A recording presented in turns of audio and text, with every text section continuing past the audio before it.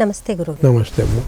గురువుగారు, వాస్తు గురించి మాట్లాడుకుంటే బీరువా గురించి ముఖ్యంగా ఇప్పుడు చాలామంది బీరువా గురించి కూడా చాలా సందేహాలు ఉన్నాయి, చాలా రెమెడీస్ కూడా చెప్తూ ఉన్నారు, ఈ దిశలో పెట్టుకోవాలి ఆ దిశలో పెట్టుకోవాలి అని.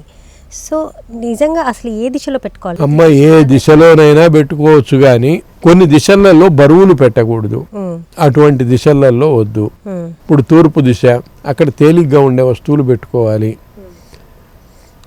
అట్లనే ఉత్తరపు దిశ, ఆ వైపున కూడా బరువు పెట్టకూడదు. దక్షిణపు వైపు పెట్టుకోవచ్చు, పరమటి వైపు పెట్టవచ్చు. ఈ వైపుల్లో కూడా ఎటు పెట్టినా తలుపు తెరిచినప్పుడు ఉత్తరపు వైపుకు కానీ తూర్పు వైపుకు కానీ తెరుచుకునేట్లు పెట్టుకోవాలి. అది అంతే, ఏ మూలైనా పెట్టుకోవచ్చు.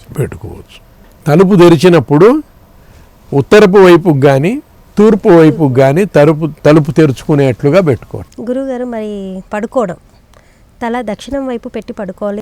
దక్షిణపు వైపు పెట్టి పడుకోవటం ఉత్తమం. అయితే కొన్ని చోట్ల ఇప్పుడు యజమాని బెడ్రూమ్ ఉన్నది, దక్షిణపు వైపు ఉంటుంది కాబట్టి దక్షిణపు వైపు తల పెట్టి పడుకుంటారు. అట్లనే మిగతా వాటికి ఇంకా కొన్ని రూములలో తల దక్షిణపు వైపు పెట్టుకుంటే వాకిట్లోకి వస్తుంది తల, వాకిటి వైపు తల పెట్టకూడదు. మరి అటువంటి అప్పుడు ఎట్లా? అందువల్ల ఒక యజమాని పడుకునేటప్పుడే ఈ నియమం మిగతా వాళ్లకు ఎటు అనుకూలంగా ఉంటే అట్లా సాధారణంగా పడుకోవచ్చు. మిగతా రూములను బట్టి అన్ని దక్షిణపు తట్టు రూములే ఉండవు కదా ఇంట్లో, కాబట్టి అవి దోషం కాదు. ఒక యజమాని బెడ్రూమ్ మాత్రం దక్షిణపు తట్టు తలబెట్టి పడుకోవటం.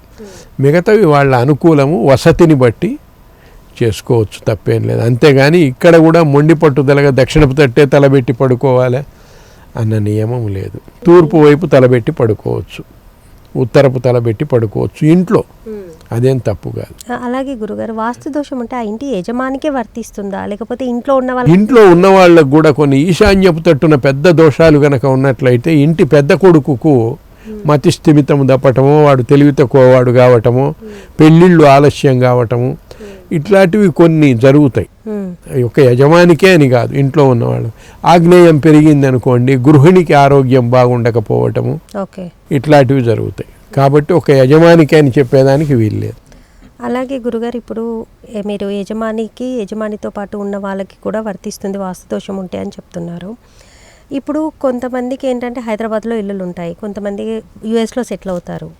సో ఆ వాస్తు దోషం అక్కడ ఉన్న వాళ్ళకి వర్తిస్తుందా, ఇంట్లో ఉన్న రెంటర్స్కి? ఇంట్లో ఉన్న వాళ్ళకు వర్తిస్తుంది అమ్మా, ఎక్కడో ఉన్న వాళ్లకు, అసలు ఉండని వాళ్లకు కాదు.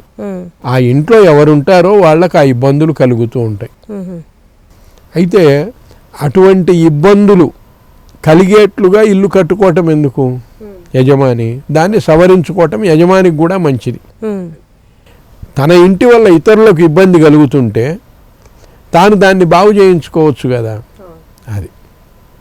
అంతేగాని వాస్తు దోషాలకు కూడా కొండందవి ఎలకని పట్టవలసిన పనిలే. చిన్న చిన్న రెమెడీస్ ఏమైనా చేసుకుంటే సరిపోయేట్లుగా ఉంటే చేసుకోవటమే, అంతేగాని పెద్దగా చేసి చేయవలసిన అవసరం లేదు. చిన్న చిన్న రెమెడీస్ ఏవైనా ఉంటే వాటిని పాటిస్తే చాలు. పెద్ద దోషాలు అంటారా, ఇప్పుడు గర్భస్థానం ఉంటుంది, గర్భస్థానంలో బ్రహ్మస్థానం అంటారు, బ్రహ్మస్థానంలో కట్టడం ఉంటుంది, అది పెద్ద దోషం. అట్లాంటివి పూర్తిగా అవాయిడ్ చేయవలసిందే. బ్రహ్మస్థానం అంటే ఇంటి మొత్తం చదరాన్ని సెంటర్ పాయింట్ వస్తుందో ఆ సెంటర్ పాయింట్లో కట్టడం ఉండకూడదు, గోడ కానీ ఇంకోటి కానీ ఏది ఉండకూడదు.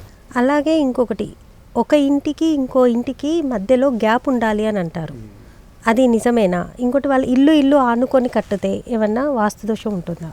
వాస్తు దోషం అంటే ఒక ఇంటిని ఆనుకొని కట్టినప్పుడు పక్క ఇళ్ళు కదా, అంటు ముట్టు ఇటువంటి దోషములు సోకుతాయని కొంచెం గ్యాప్ ఉండటం మంచిదని పెట్టారు. అయితే అన్నదమ్ములకు ఒకటే గోత్రం వాళ్ళు, అన్నదమ్ములు ఒకటే ఇంటిని పంచుకున్నప్పుడు ఇద్దరికి దోషం వస్తే ఇద్దరికి వస్తుంది, మహిళ సోకిన ఇట్లాంటివి. అందువల్ల వాళ్లకు పర్వాలేదు, కానీ వేరే వాళ్లకు అంటు మిద్దెలు పనికిరావనటం అది కారణం. ఎందుకంటే ఇది పూర్వం నుంచి ఉంది, ఒక ఇల్లుకి ఇల్లు మధ్యలో ఖాళీ స్థలం ఉండాలి. అలాగే గురుగారు, ఇప్పుడు మనకు ఆయుష్ ఎలా అయితే ఉంటుందో ఇంటికి కూడా ఆయుష్ ఉంటుందా? ఇంటికి కూడా పదము అని, ఆ పదము చూసి ఈ ఇంటికి ఎంత ఆయుర్దాయం ఉన్నది అనేవన్నీ చూసి నిర్మిస్తారు. ఇంటికి కూడా ఉంటుంది లైఫ్ అనేది. అంటే ఇల్లుకి 100 సంవత్సరాలు అయితే పూజలు చేయాలని కూడా అంటూ ఉంటారు. అది నిజమేనా? పూజలు అంటే 100 సంవత్సరాలు అయ్యేటప్పటికి ఆ ఇల్లు పాతదైపోతుంది ఇది వరకు కట్టడాల ప్రకారం. అప్పుడు ఆ ఇల్లు దెబ్బతింటుంది. అందువల్ల మళ్ళా మరమ్మతులు చేసుకొని మళ్ళా దానికి ఏమైనా రెమెడీస్ అవి చేసుకొని పునర్నిర్మాణం చేసుకొని అవి చేసుకోవాలంటారు. అదొకటి. ఇంట్లో కూడా శుభ్రత ఉండాలి. ఇప్పుడు ఈశాన్యం తట్టు ప్రతి గదిలో కూడా ఈశాన్యం మూల శుభ్రంగా ఉంచుకోవాలి. ఓకే. ఒక్క ఈశాన్యపు గదిలో ఈశాన్యం మూల అనే కాదు, ఈశాన్యం మూల ప్రతి గదిలో కూడా నీట్గా పెట్టుకోవాలి. అట్లనే బయట కాంపౌండ్లో కూడా బయటి ఖాళీ స్థలాలలో కూడా ఈశాన్యంను శుభ్రంగా ఉంచుకోవాలి. ఓకే. అదొకటి. తూర్పు వైపు గోడకు ఆనించి చీపుర్లు పెట్టడము, ఇల్లు తుడుచుకునే గుడ్డలు పెట్టడము అట్లాంటివి పెట్టకూడదు. తర్వాత తూర్పు వైపున పెద్ద పెద్ద వృక్షాలు అట్లాంటివి ఉండకూడదు. అవి కొంతమంది తులసి చెట్టు కూడా పెట్టవద్దని చెప్తారు. ఎత్తుగా ఉండే మొక్కలు ఏమీ వద్దని. అందువల్ల తులసి చెట్టు పెట్టుకోవచ్చు. ఏది ఈశాన్యపు వైపున పాకశాలకు ఎదురుగా ప్రాకటముగా తులసి మొక్క, వంట ఇంటికి ఎదురు వాకిటికి ఎదురుగా ఇది వరకు పూర్వం రోజుల్లో తులసి చెట్లు ఉండేది. పెరట్లో కూడా ఉండేటివి. పెరట్లో వంట ఇంటి వాకిలికి ఎదురుగా పెట్టుకునేవాళ్ళు. తులసి కోట కట్టుకొనో లేక ఏదన్నా కింద నేల మీదనో తులసి ఉండేది. పాకశాలకు ఎదురుగా ప్రాకటముగా తులసి మొక్క, పాకశాలకు ఎదురుగా తులసి మొక్క ఉన్నట్లయితే ఆ ఇంట్లో ఉన్న 10,000 దోషాలు పోతాయని చెప్పారు. అందువల్ల వీలైతే వంట ఇంటి వాకిటికి ఎదురుగా పెట్టుకునే వీలుంటే ఇండివిజువల్ హౌసెస్ వాళ్ళు తులసి మొక్క అక్కడ పెట్టుకోవచ్చు. నేను ఒకసారి ఛత్తీస్గఢ్లో ఒక ఇంటికి పోతే వాకిలికి ఇంట్లోకి ఎంట్రన్స్ అయ్యే చోట తులసి మొక్కలు వేశారు అడ్డంగా. ఆ మెట్ల మధ్యలో తులసి మొక్క వేశాడు. ఇంత గ్యాప్ పెట్టి అక్కడ తులసి మొక్కలు పెట్టారు. ఇంకా ఎవడు పోవాలన్నా దాన్ని దాటుకొని పోవాలి. ఏమయ్యా ఇదంటే ఆయన జ్యోతిష్కుడు, ఆయన మనం ఏం చెప్తాం, అది ఉండవచ్చండి అన్నాడు. సరే మంచిదేనండి. కాబట్టి చెప్పులు వదిలే చోట తులసి ఎక్కడన్నా ఉన్నదంటే అక్కడ చెప్పులు గిప్పులు వదలటం ఇట్లాంటి పనులు చేయకూడదు. పవిత్రంగానే ఉంచాలి. మనం పూజ చేసే చోటు కదా అది. కాబట్టి కొంతమంది ఏం చేస్తారంటే ఇంటి ముందు గుమ్మానికి ఎదురుగా తులసి మొక్క పెడతారు. వచ్చే వాళ్ళందరూ అక్కడనే చెప్పులు వదులుతుంటారు. అట్లా కాకుండా కొంచెం అక్కడ చెప్పులు వదలకుండా పక్కన వదులుకునేట్లుగా ఏర్పాటు చేయాలి. చెప్పుల స్టాండ్ అట్ట పక్కకు పెట్టుకోవటము అట్లా. గురుగారు, శంకుస్థాపన మనం ఇల్లు మొదలు పెట్టేటప్పుడు శంకుస్థాపన చేస్తాం కదా, అది ఇంటి మధ్యలో చేయాలా లేకపోతే ఈశాన్యంలో చేస్తే మంచిదంటారా? ఈశాన్యంలో చేస్తే మంచిదమ్మా. ఆ శంకుస్థాపన మీద నిర్మాణము రావచ్చు రాకపోవచ్చు, కానీ ఈశాన్యపు వైపున చేయాలి. అయితే ఇప్పుడు ఆ శంకుస్థాపనలు కూడా శంకు ఎక్కడుంది?